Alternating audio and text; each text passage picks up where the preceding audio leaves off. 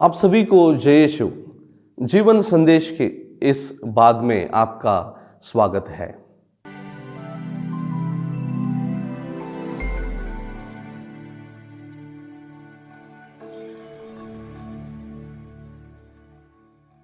आज का सुसमाचार प्रभु यीशु के रूपांतरण के बारे में हमको बताता है। प्रभु यीशु अपने शिष्यों के साथ पेतरुस, योवान और याकूब को लेकर एक पहाड़ पर प्रार्थना करने के लिए जाते हैं।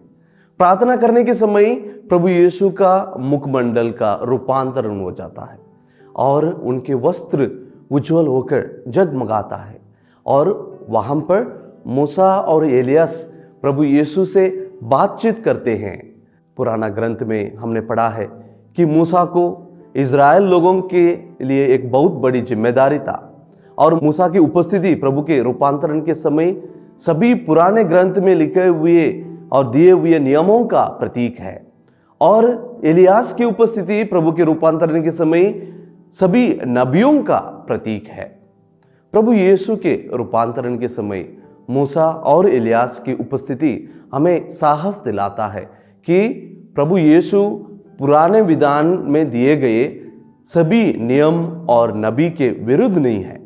नबियों के द्वारा जो कुछ भी बताया गया था उसको पूरी करने के लिए प्रभु यीशु इस संसार में आए।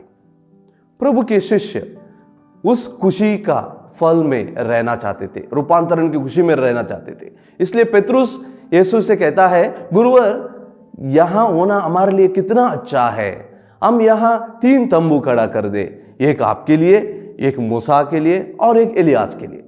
लेकिन प्रभु यीशु के लिए यह समय यरूशलेम जाकर क्रूस को उठाने के लिए यह हिम्मत देने वाला समय था और अपने आप को तैयार करने का समय था।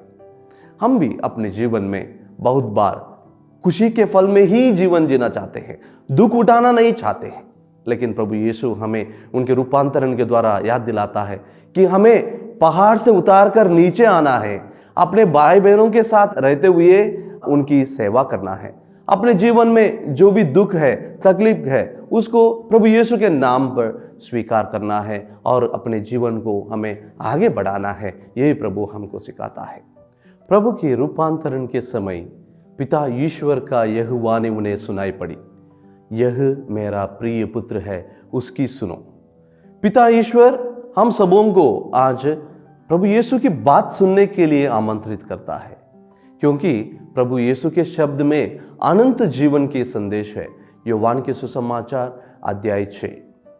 लेकिन हम भी प्रभु यीशु के शिष्यों जैसे चुन चुन के सुनते हैं। जब प्रभु यीशु अपने शिष्यों को बता रहा था कैसे मानव पुत्र को मनुष्यों के हवाले कर दिया जाएगा, उनके शिष्य अपने अंदर ही उनके बीच में कौन श्रेष्ठ है यह बातों पर विचार कर रहे थे। प्रभु यीशु कहता है, जो आपके बीच में सबसे छोटा है वो ही सबसे बड़ा है। लूकास के सुसमाचार अध्याय 9। ऐसे ही हम बढ़ते हैं मत्ती के सुसमाचार में अध्याय 20 वाक्य 20। याकूब और योवान की माँ यीशु के पास आकर अपने दोनों बेटों को प्रभु के दाएं और बाएं बैठने के लिए जगह मांगती हैं। लेकिन कोई शिष्य प्रभु यीशु के दुखमय जीवन में साथ देना और भाग लेने के लिए अपने आप को तैयार नहीं करते हैं और आगे नहीं आते हैं। हम सब चालीसा के काल में हैं और हम प्रभु यीशु के दुख, मरण और पुनरुत्थान पर मनन चिंतन कर रहे हैं। क्या हम प्रभु की वाणी सुनने के लिए तैयार है?